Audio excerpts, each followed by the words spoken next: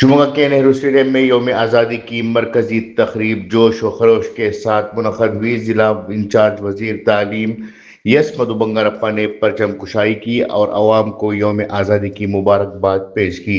इस मौके पर उन्होंने कहा कि आज़ादी सिर्फ परचम लहराने का नाम नहीं, बल्कि हर शहरी को इज्जत और मसावत के साथ जिंदगी गुजारने का माहौल फराहम करना हकीकी आज़ादी है।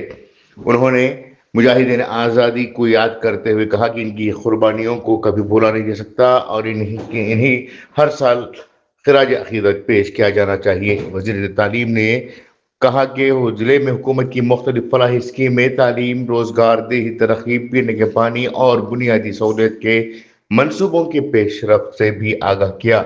उन्होंने बताया कि रियासत में 72,000 सरकारी मुलाजमीन की भर्ती की इक़दाम जारी हैं, जबकि 15,000 असातिज़ा की बराह रास्त भर्ती के लिए नोटिफिकेशन जारी किया जा चुका है। तकरीब में 29 परेड दस्तों ने शानदार मार्च पास्ट पेश किया। तलबा ने हुब्बुल वतनी पर मुबनी सकाफती प्रोग्राम पेश किए। तकरीबन 18,000 तलबा ने शिरकत की। बेहतरीन परेड और सकाफती मुजाहरे पेश करने वाले स्कूलों को इनामात से नवाजा गया। खेलों में नुमाया कारकर्दगी करने का मुजाहरा करने वालों को भी तहनीत पेश की गई।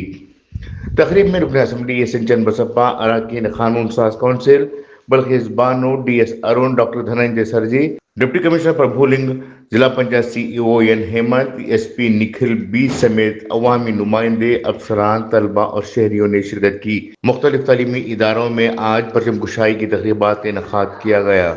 ब्यूरो रिपोर्ट, इनकलाब न्यूज, शिमोगा।